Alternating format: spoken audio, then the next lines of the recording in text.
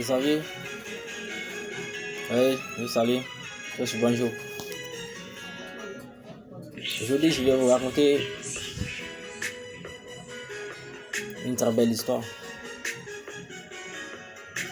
Et ça parle de nous-mêmes. Nous qui aimons compter sur le bien de nos parents. La vie est un vaste champ de bataille. Il dit, c'est l'héritage qu'un parent puisse léguer à son enfant, c'est l'éducation. Oui. Croyez-vous que tous les biens que nos parents laissent avant d'aller, je dis bien, dans une autre dimension, pensez-vous que tout cela nous appartient? Là, non. J'ai dit non. Mais on se trompe. C'est une pure hallucination. Nous qui passions ici. Oui, je connais des personnes, je connais des gens. Je vais rentrer en détail. Des hommes, des femmes, des jeunes filles et des jeunes hommes.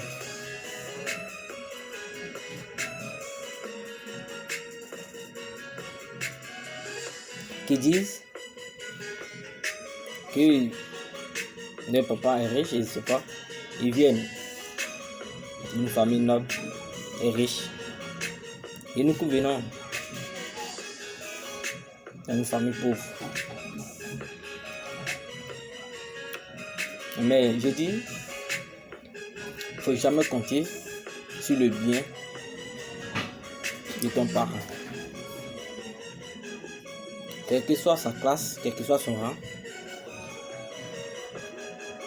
ne compte pas sur le bien de ton papa, ou bien de ta maman, ou bien d'un parent. Oui.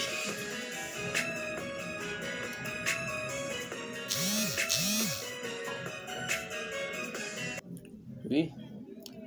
Les jeunes qui disent que moi, mon papa est riche et ma maman est riche, à quoi c'est d'aller me fatiguer d'aller chercher un boulot? À quoi c'est d'aller faire travail du champ pour gagner ma vie? Puisque j'ai des parents, puisque ma famille est fâchement riche. Mais ça, c'est une pure illusion, monsieur. Là, je vous le dis. Même si tes parents mettent tout à votre disposition, vous avez tout, mais cela ne suffit pas de taper la poitrine en disant que mon père est ici et ma mère, bien mes parents sont comme si, que je ne vais jamais chercher du boulot du soir. Même si tes parents répondent toujours à tes besoins. Mais je connais des gens qui sont mis dans ce domaine où aujourd'hui ils se trouvent dans la rue en train de mendier, des mendiants professionnels. Moi, je qualifie ça des mendiants professionnels. Mais attendez, nous sommes où là? Quelqu'un qui avait ses parents, qui vivait avec sa famille, qui est issu d'une famille noble ou bien riche, et un coup, il perd ses deux parents. Mais comment ce dernier va se retrouver? Il ne peut jamais se retrouver. Ouais. Et il va devenir un mendiant professionnel, comme je l'ai dit. Je m'explique. Parce que quand tu comptes sur le bien de tes parents, et que après tu te retrouves dans la rue en train de mendier, moi je qualifie ça mendiant professionnel. Oui. Mais ce dernier ne va pas jouer avec vous tant qu'il sera sur son chemin. Ok, bref. Autrement dit, les refus des parents sont finis. En réalité, rien n'est éternel. Rien n'est éternel. Je dis rien n'est éternel. Mais oui, soyons véridiques. L'être humain est mortel. C'est pas tous nos créatifs, tout ce que nous faisons, nous mettons en œuvre, qui sera éternel. Tout cela pour dire, même si tu es issu d'une famille pauvre, noble ou riche, contente-toi ce que tu as personnellement et mets-le en valeur et tu seras dans les membres des professions libérales. Oui, tu exerceras un travail sans être conditionné. Moi, j'aurais bien aimé créer une doctrine, utopisme, oui, qui sera destinée par l'avisme, qui est moins savier. C'est-à-dire, la vie que nous vivons a été dit par certains penseurs, la vie est un rêve qu'il faut vivre.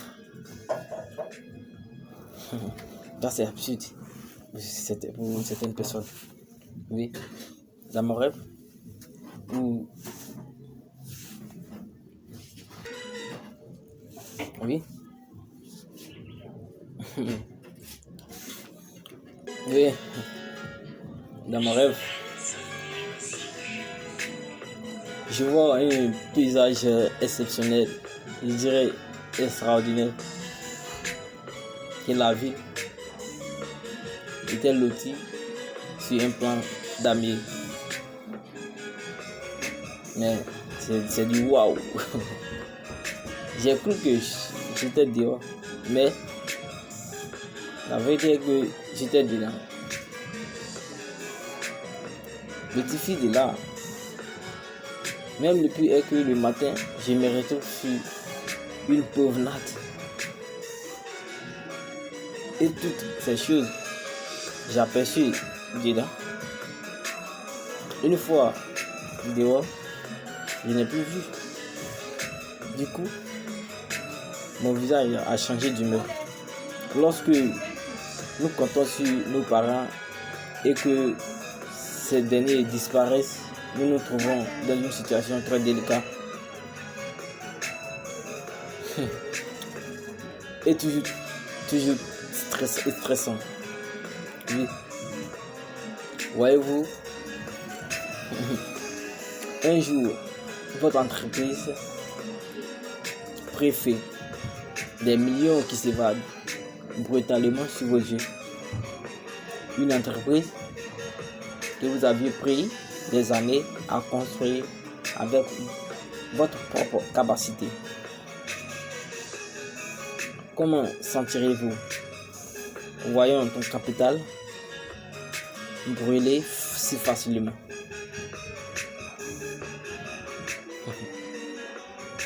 Primo,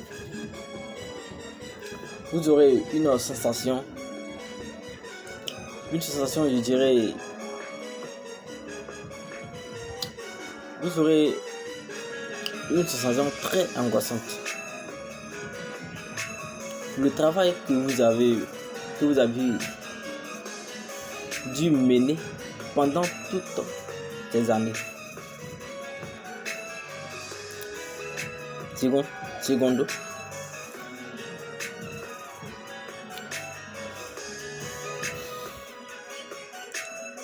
Secondo, vous ne serez pas déçu. Et pourquoi? Vous avez exercé un boulot émanant de soi. Oui, mais vous serez dessus pour un temps. Parce que quoi? Vous avez dû faire un travail inutile. Parce que tout s'est évadé en une seconde, en un jour. Mais hélas, vous aurez une plus morale, puisque la vie est une affaire de risques. Et ce que nous devions faire, c'est comment le gérer. Un beau matin, vous changerez d'avis à vouloir démarrer un autre projet ou donner vie à un projet.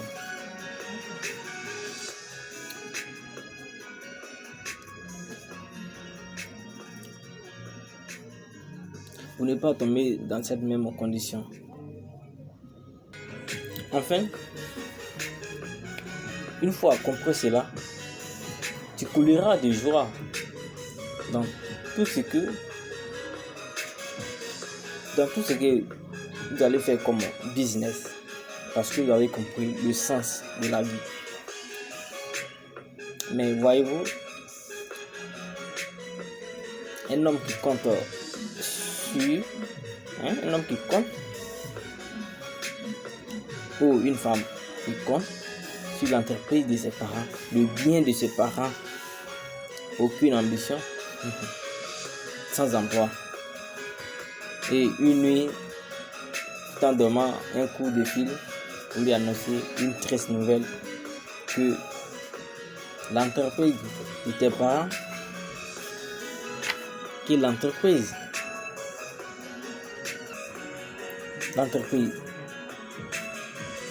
de toutes les entreprises de ton papa ou bien de ta maman ou bien de tes parents ont été braquées et brûlées vivement. Non seulement ils ont tout volé et brûlé aussi. Le parent est déjà, je dirais, le parent est déjà affronté la vieillesse. Il n'a plus une longue espérance de vie. Et toi, le jeune, ou bien la jeune fille, que tu as encore une soixantaine de vie. Primo, ce dernier n'aura plus d'idées sur place. Tout dans le stress, parce qu'il n'a pas d'activité à part les entreprises de ses parents qui contestent.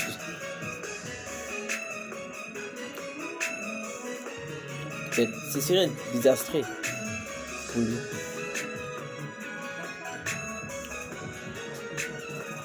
Selon vous, comment ce dernier se sentira sans vous fier sur mes idées données? Un message à comporter est que nous devons travailler dur sans compter sur le bien de nos parents.